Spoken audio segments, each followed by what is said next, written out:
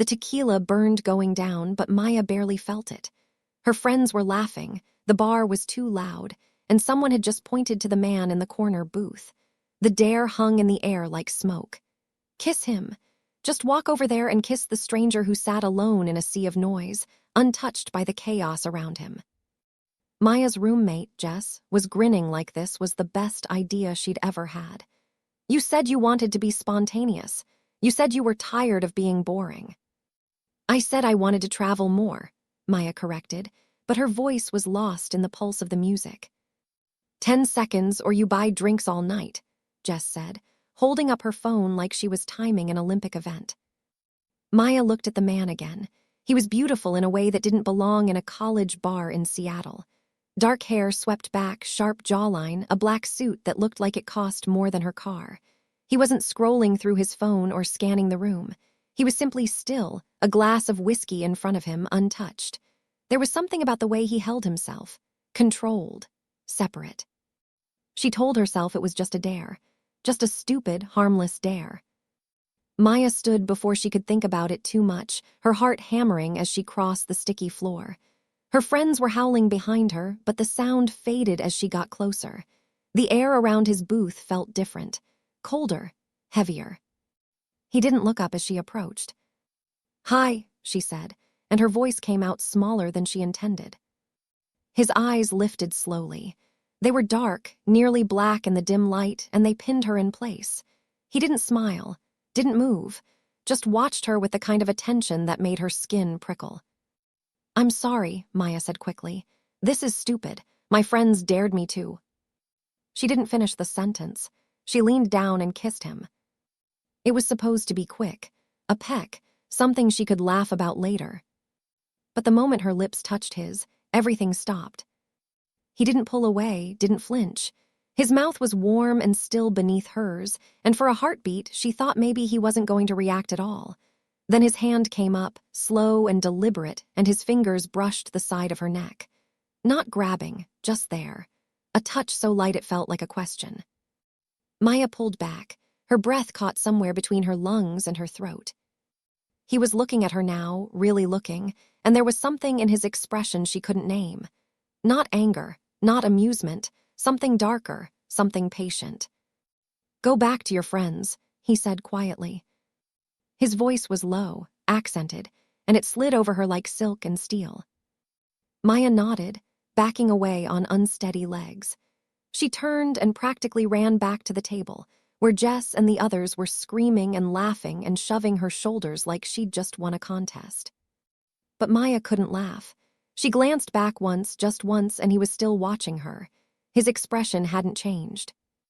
She didn't know why, but she felt like she'd just made a terrible mistake. The next morning, Maya woke up with a headache and a vague sense of dread she couldn't explain. She went to her shift at the cafe where she worked part-time, made lattes for people who didn't look at her, and tried not to think about the man in the bar. By noon, she'd almost convinced herself it didn't matter. Then he walked in. Maya froze behind the counter, the steam wand hissing in her hand. He was wearing a different suit today, charcoal gray, and he moved through the cafe like he owned it. People stepped aside without realizing they were doing it. Conversations dipped. The air shifted. He stopped in front of the counter and looked at her. "Americano," he said, "black." Maya's hands were shaking as she rang him up. He paid with a black card that had no numbers on it, just a name embossed in silver. She didn't look at it long enough to read it. When she handed him the coffee, their fingers brushed, and she felt that same electric jolt from the night before. "Thank you," he said, and his eyes held hers for a moment too long. Then he left. Maya exhaled and realized she'd been holding her breath. "Who was that?" her coworker, Sam, whispered from beside her. "I don't know," Maya said, but it felt like a lie. He came back the next day, and the day after that. Always at noon, always an Americano, always those eyes that saw too much. On the fourth day, Maya finally spoke. "Do you live around here?"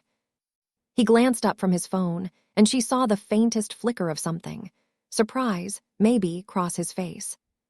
"No," he said. "Then why do you keep coming here?" He tilted his head slightly, like he was deciding whether to answer. The coffee's adequate. Adequate, Maya repeated, raising an eyebrow. That's not exactly a glowing review. I don't give glowing reviews. She laughed despite herself, and his expression softened by a fraction, just enough that she saw it. What's your name? She asked. Jihoon. I'm Maya. I know. Her stomach dropped. How do you? Your name tag, he said, nodding toward her chest. Oh, right, she felt stupid. Jihoon picked up his coffee and turned to leave, but he paused at the door. Be careful walking home at night, he said without looking back. This city isn't safe. And then he was gone. Maya didn't think much of the warning until 3 nights later, when she left her evening class and found her car wouldn't start. The campus parking lot was nearly empty, the overhead lights casting long shadows across the pavement. Her phone was at 12%, and the nearest bus stop was a 15-minute walk through an area she didn't like even in daylight. She locked the car and started walking, her keys wedged between her fingers the way her mother had taught her. The streets were too quiet. Every sound felt amplified, her footsteps, the distant hum of traffic, the rustle of wind through trash on the sidewalk. She was 2 blocks from the bus stop when she heard the footsteps behind her. Maya's pulse spiked. She walked faster. The footsteps matched her pace. She turned a corner, her breath coming quicker now, and pulled out her phone. 11%. She opened her messages, trying to decide who to text, when a hand grabbed her arm. Maya screamed and spun around, her keys raised like a weapon. The man was older, unshaven, his eyes glassy and unfocused. He smelled like alcohol and sweat. Relax, he slurred. Just want to talk. Let go of me, Maya said, her voice shaking. He didn't. His grip tightened and he stepped closer. Pretty girls shouldn't walk alone, he said, and his smile was wrong, all wrong. Maya yanked her arm, but he held on. Panic flooded her chest, sharp and cold. Then a voice cut through the dark. Let her go. The man's head snapped up, and Maya followed his gaze. Jihoon stood at the mouth of the alley, his hands in his pockets, his posture relaxed. But there was nothing relaxed about the look in his eyes. The drunk hesitated, his grip loosening slightly. This isn't your business. It is now, Jihoon said, and his voice was so calm it was terrifying. The man let go of Maya and took a step back. I wasn't doing anything. Jihoon didn't respond. He just walked forward, slow and deliberate, until he was standing between Maya and the drunk. He was taller than she'd realized, broader. The drunk swore under his breath and stumbled away, disappearing into the dark.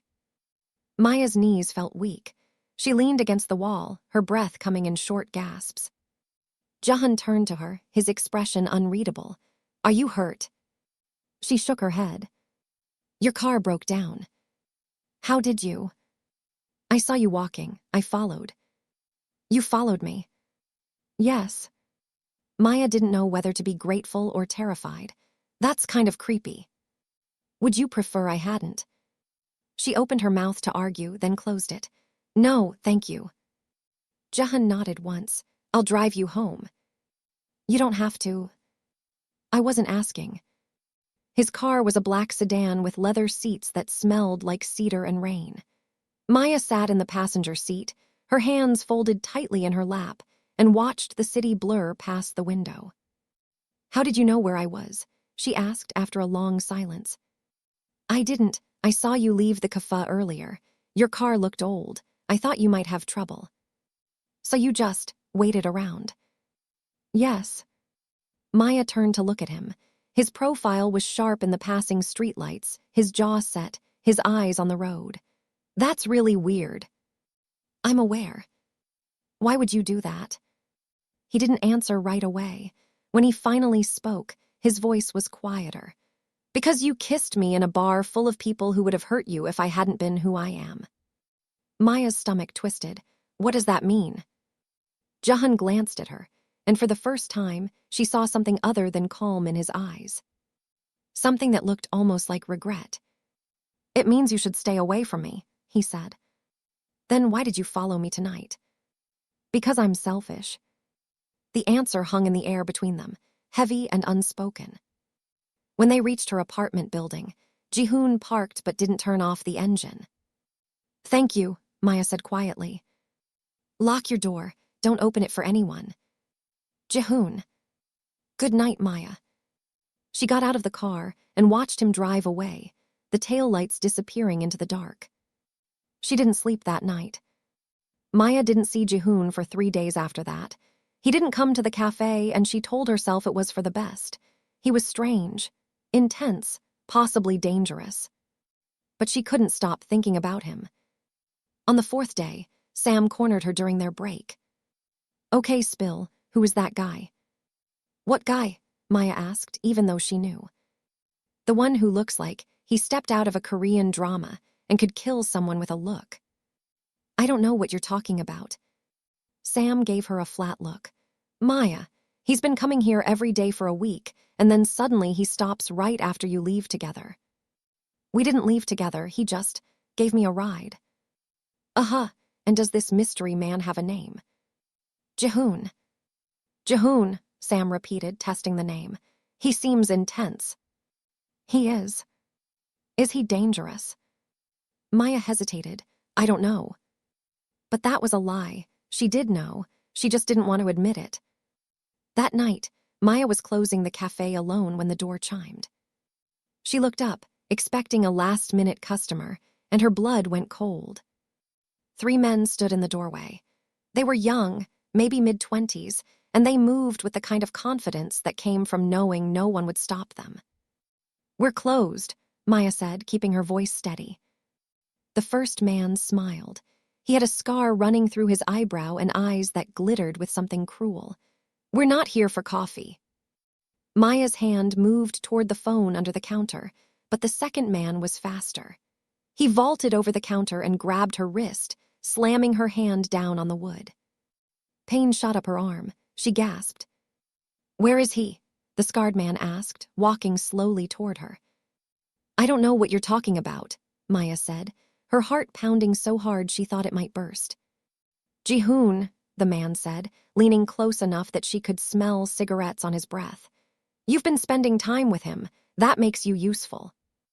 I barely know him, Maya said. The man backhanded her. Maya's head snapped to the side, her cheek exploding in pain. She tasted blood.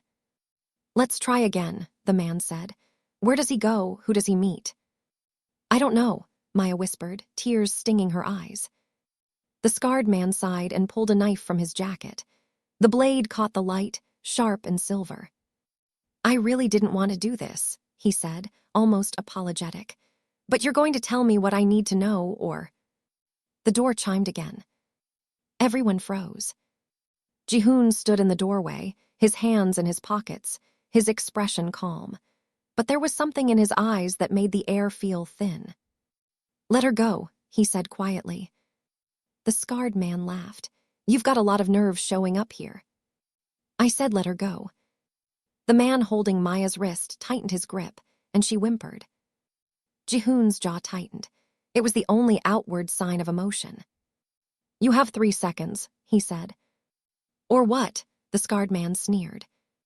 Jihoon didn't answer. He moved. Maya didn't see him cross the room. One moment he was by the door, the next he was beside her, and the man holding her wrist was on the ground, his arm bent at an unnatural angle. He screamed. The scarred man lunged with the knife, but Jihoon caught his wrist mid-swing and twisted. The blade clattered to the floor. Jihoon drove his knee into the man's ribs, and the crack was audible. The third man tried to run, but Jihoon was faster. He grabbed him by the collar and slammed him into the wall, holding him there with one hand. Tell your boss, Jihoon said, his voice low and cold, that if anyone touches her again, I'll burn his organization to the ground. The man nodded frantically, his eyes wide with terror. Jihoon let him go, and the man scrambled for the door, dragging his injured friends with him. Then the cafe was silent. Maya stood frozen behind the counter, her hand still throbbing, her cheek burning. Jihoon turned to her, and the coldness in his eyes melted away. "Are you hurt?" he asked, and his voice was soft now, almost gentle. Maya nodded, then shook her head. She didn't know. Jihoon crossed to her in 2 strides and cupped her face in his hands, tilting her head to examine her cheek. His touch was careful, impossibly careful, and Maya felt something inside her crack. "I'm sorry," he said quietly. "For what?" "For this, for all of it." "Who are you?" Maya whispered. Jihoon's hands dropped, and he stepped back. "Someone you should have run from the moment you met me." "Tell me the truth." He looked at her for a long moment, and she saw the war happening behind his eyes. "I run the Korean district," he said finally. "Everything that happens here I control. The men who came for you, they work for a rival family. They think they can use you to get to me." Maya's breath caught. "You're—" "Yes." "A criminal." "Yes." She should have been afraid. She should have run. But all she could think about was the way he'd moved to protect her without hesitation. The way he'd held her face like she was something precious. "Why didn't you tell me?" she asked. "Because I wanted you to look at me the way you did that first night. Like I was just a man." "You're not." "No," Jihoon said softly. "I'm not." Maya stepped forward, closing the distance between them. "What happens now?" "Now," Jihoon said, "I make sure you're safe. And then? And then you forget you ever met me." "I can't do that." "You have to." Maya shook her head. "I don't think I'm very good at doing what I'm supposed to."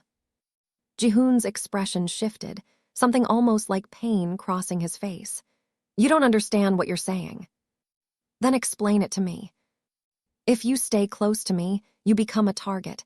Every enemy I have will see you as leverage. They will hurt you to hurt me." "Then protect me," Maya said, and her voice was steady now. "Sure."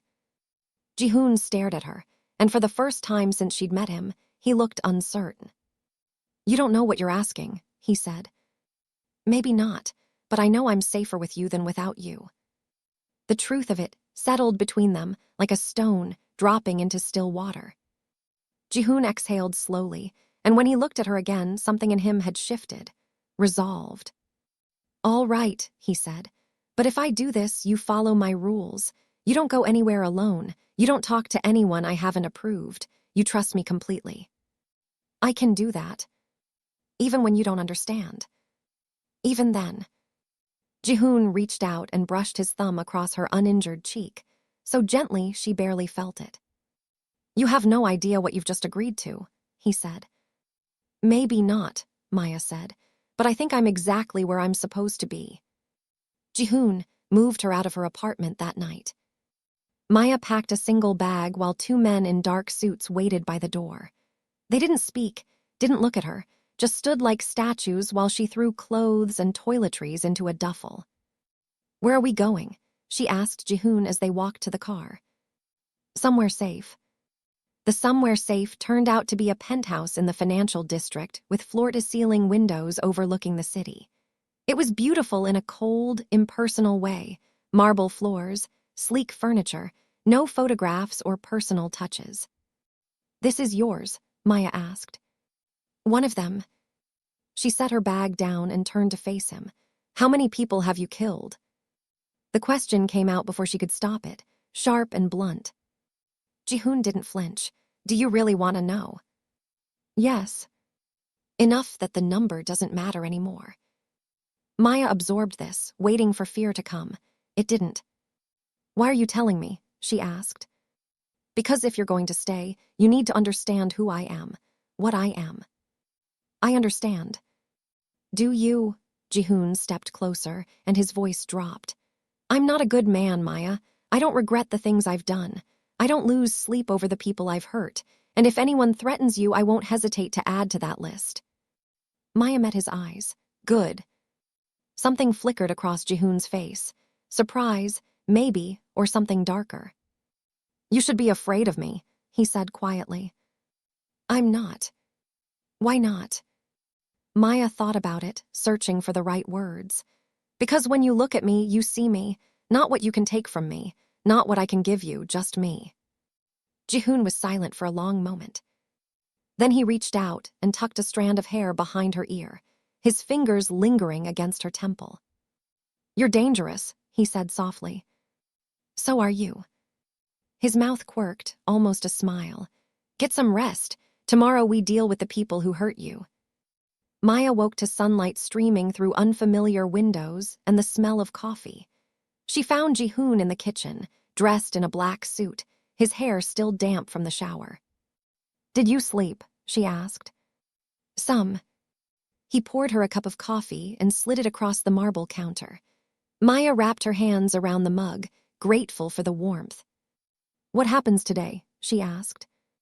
"I'm meeting with the family that sent those men. I'm going to make it clear that you're off limits." "How?" "You don't need to know the details." Maya frowned. "I thought we were being honest with each other." Jihoon looked at her, and she saw the careful control behind his eyes. "There are things you're better off not knowing, not because I don't trust you, but because some knowledge is a burden." "I'm already a target. How much worse can it get?" "Much worse, trust me." Maya wanted to argue, but something in his expression stopped her. This was a man who had seen things she couldn't imagine, done things that would haunt most people. "Will you be safe?" she asked instead. "I'm always safe." "That's not an answer." Jihoon crossed to her and cupped her face in his hands, tilting her head up to meet his eyes. "I will come back," he said. "I promise." Maya nodded, her throat tight. He pressed his lips to her forehead, a brief, gentle touch that made her chest ache. Then he was gone. The hours crawled by. Maya tried to watch TV, but she couldn't focus. She paced the apartment, her mind spinning with worst-case scenarios. What if something went wrong? What if the meeting was a trap? What if Jihoon didn't come back? She was standing by the window, watching the city lights blink on as evening fell, when the door opened. Jihoon stepped inside, and Maya's breath caught. There was blood on his shirt, not a lot, but enough. "Are you hurt?" she asked, crossing to him. "It's not mine." Maya's hands were shaking as she reached for his jacket, helping him shrug it off. Beneath it, his dress shirt was torn at the shoulder, revealing a long scratch across his collarbone. "You said you weren't hurt," she said, her voice sharper than she intended. "It's nothing." "Let me see." Jihoon sighed but unbuttoned his shirt, letting it fall open. The scratch was shallow, already crusted over, but there were bruises blooming across his ribs. Maya's chest tightened. "What happened?" "They didn't want to listen. I made them listen."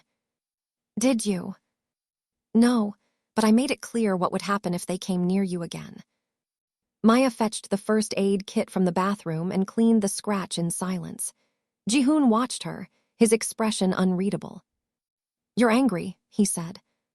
"I'm not angry. I'm terrified." "Of me?" "For you."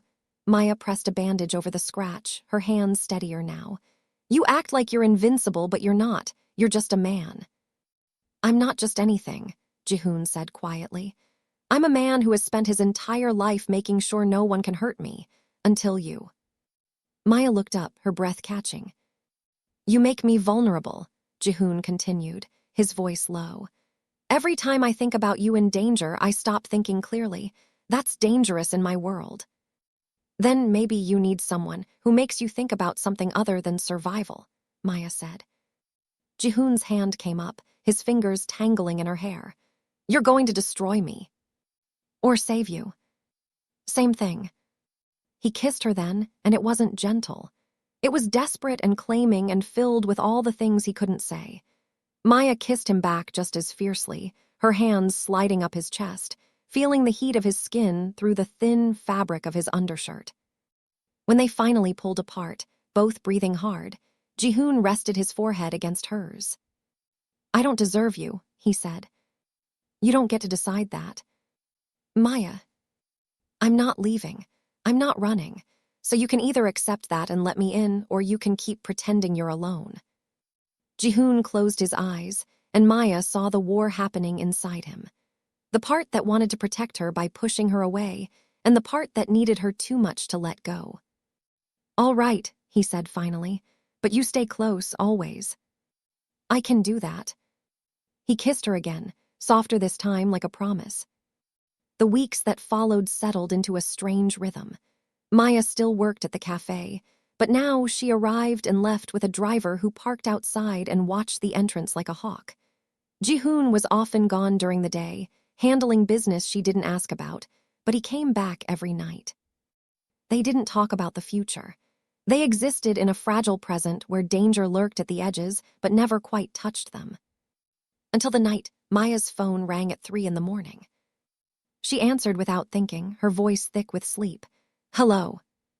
Maya raised. The voice was unfamiliar, cold and professional. "Who is this?" "You need to come to Sacred Heart Hospital. Your mother has been in an accident." Maya's blood turned to ice.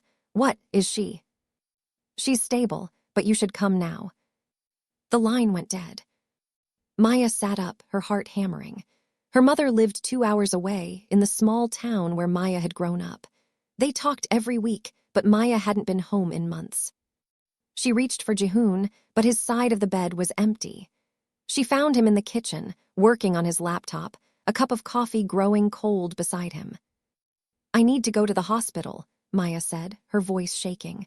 "My mom's been in an accident." Jihoon's expression didn't change, but something flickered in his eyes. "Which hospital?" "Sacred Heart. It's about 2 hours." "I know where it is." He closed his laptop and stood. "I'm coming with you." "You don't have to." "Yes, I do." They were in the car within 10 minutes, Jihoon driving while Maya clutched her phone, trying to call her mother's number over and over. It went straight to voicemail. "She's going to be okay," Jihoon said, and his voice was calm, steady, grounding. "You don't know that." "I know she raised you. That means she's strong." Maya wanted to believe him, but fear was a living thing in her chest, sharp and clawing. They reached the hospital just after 5 a.m. Maya ran inside, Jihoon close behind her, and stopped at the front desk. "My mother, Janet Reyes, she was brought in earlier. I got a call." The nurse frowned, typing on her computer. "I'm sorry, but I don't have any record of a Janet Reyes being admitted tonight." Maya's stomach dropped. "What? But I got a call." "Maya." She turned. Jihoon was standing by the entrance, his expression dark. "We need to leave, now." "But my mom." "Isn't here. It was a trap." The words hit her like a physical blow. "What?" Jihoon grabbed her hand and pulled her toward the exit, moving fast. "They used your mother to get you out of the city, away from my protection." "But the call was fake. We need to go." They burst through the hospital doors, and Maya saw the black SUV parked at the curb. The same scarred man from the cafe stood beside it, smiling. "Going somewhere?" he asked. Jihoon stepped in front of Maya, his body a wall between her and danger. "You're making a mistake." "Am I?" The man tilted his head. "You broke my ribs, humiliated me. Did you think there wouldn't be consequences?" "I think you're a dead man." The scarred man laughed. "Big talk for someone who's outnumbered." 4 more men emerged from the SUV, all armed. Maya's breath caught. Jihoon didn't move. His hands were relaxed at his sides, his expression calm. But there was something in the set of his shoulders, the way he held himself, that made the air feel electric. "Last chance," Jihoon said quietly. "Walk away." "Or what?" the scarred man sneered. "You're going to take all 5 of us." Jihoon smiled, and it was the most terrifying thing Maya had ever seen. "No," he said. "I'm going to kill all 5 of you." The scarred man's smile faltered. Then Jihoon moved. Maya didn't see all of it. The fight was too fast, too brutal. She saw Jihoon disarm the first man with a single strike, watched him drive his elbow into another's throat. Watched him move like violence was an art he'd perfected. The scarred man pulled a gun, and Maya screamed. Jihoon spun and caught the man's wrist, twisting until the gun clattered to the ground. Then he drove his knee into the man's stomach and brought his elbow down on the back of his neck. The scarred man dropped. The last 2 men ran. Jihoon stood in the wreckage, breathing hard, blood on his knuckles. He turned to Maya, and his eyes were wild. "Are you hurt?" he asked. Maya shook her head, unable to speak. Jihoon crossed to her and pulled her into his arms, holding her so tightly she could barely breathe. She felt his heart hammering against her cheek, felt the tension in his body slowly uncoil. "I'm sorry," he said into her hair. "I'm so sorry. It's not your fault." "It is. All of this is because of me." Maya pulled back and looked up at him. "My mom is fine. I'll call someone to check on her, but she was never in danger. They just needed you to believe she was." Relief flooded through Maya, so sharp it hurt. "I can't do this," she whispered. Jihoon's expression shuddered. "I understand." "No, I mean," Maya took a shaky breath. "I can't keep being a liability. I can't keep being the reason you have to fight." "You're not." "I am, and I hate it." She grabbed the front of his shirt, holding on tight. "But I'm not leaving you either, so we need to figure this out." Jihoon stared at her and slowly, impossibly, he smiled. "You're insane." "Probably." He kissed her, hard and desperate, and Maya kissed him back with everything she had. When they pulled apart, Jihoon rested his forehead against hers. "If you stay, I need you to trust me completely. No more running off alone, no more risks." "Okay." "I mean it, Maya. If I tell you to do something, you do it. No questions." "What if you're wrong?" "I'm never wrong." She laughed despite everything, and Jihoon's smile widened. "Come on," he said, taking her hand. "Let's go home." But home was no longer safe. They found the penthouse ransacked when they returned, furniture overturned, glass shattered across the marble floors. Maya's bag had been torn open, her clothes scattered like casualties. Jihoon moved through the wreckage with calm precision, checking each room, his jaw tight. "They were looking for something," he said. "What?" "Information, files, anything they could use against me." "Did they find it?" "No, I keep nothing here." Maya looked around at the destruction and felt something inside her harden. "Where do we go now?" Jihoon turned to her, and there was something new in his eyes. Resolve. "Nowhere," he said. "We stop running." "What does that mean?" "It means I'm done playing defense. It's time to remind everyone why they were afraid of me in the first place." Maya's pulse quickened. "What are you going to do?" Jihoon crossed to her and cupped her face in his hands. "Something I should have done the moment they targeted you. I'm going to end this." "How?" "You don't need to know the details." "Jihoon." "Trust me," he said, and his voice was soft but unyielding. "Can you do that?" Maya looked into his eyes and saw the darkness there, the cold certainty of a man who knew exactly what he was capable of. "Yes," she said, "I trust you." He kissed her forehead, gentle despite everything. "Then stay here, don't leave. Don't answer the door for anyone but me." "Where are you going?" "To finish what they started." And then he was gone. Maya waited. Hours passed. The sun set. The apartment grew dark around her, shadows pooling in corners like held breath. She tried to distract herself, but every sound made her jump. Every car passing on the street below made her heart race. What if something went wrong? What if Jihoon didn't come back this time? Midnight came and went, 1 in the morning, 2. At 3, the door opened. Maya was on her feet instantly, but it was Jihoon who stepped inside, and her relief was so sharp it hurt. He looked exhausted. There was blood on his hands, his shirt torn at the collar, but he was whole. He was here.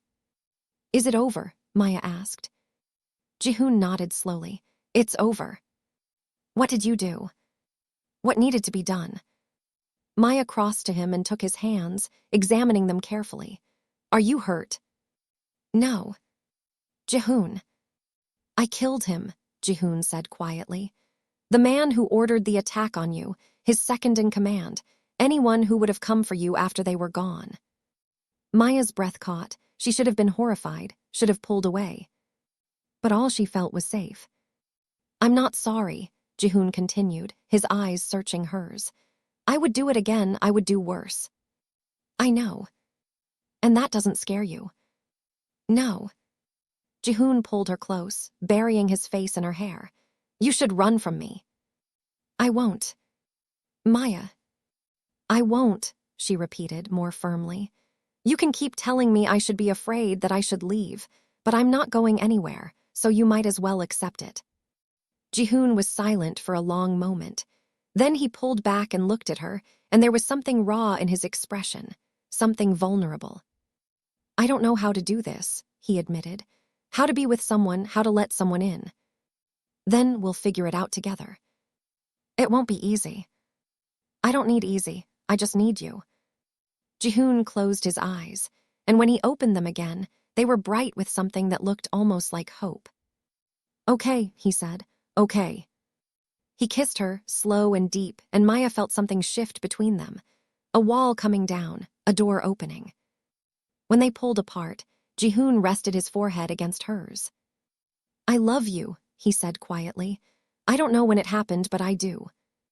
Maya's chest tightened. I love you too. Even knowing what I am. Especially knowing what you are. Jihoon smiled, and it was real this time, soft and unguarded. You're going to be the death of me, he said. Or the life of you. Same thing. 3 months later, Maya stood in the penthouse, looking out at the city lights. Jihoon came up behind her and wrapped his arms around her waist, pulling her back against his chest. What are you thinking about? He asked. How different everything is now. Good different or bad different. Maya turned in his arms and looked up at him. Good, terrifying, but good. Jihoon smiled and kissed her forehead. I still can't believe you kissed me on a dare. Best dare I ever took. Worst decision you ever made. Best, Maya corrected. You saved me. You saved me first.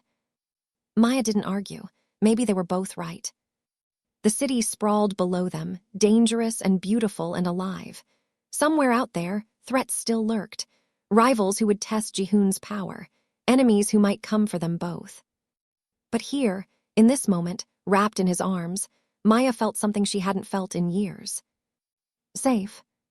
Not because the danger was gone, but because she wasn't facing it alone.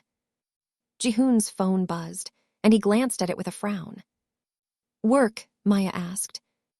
Always. Do you have to go? He looked down at her and his expression softened. Not yet. Good. He kissed her, slow and thorough, and Maya melted into him. The city could wait. The world could wait. For now, they had this. And that was enough.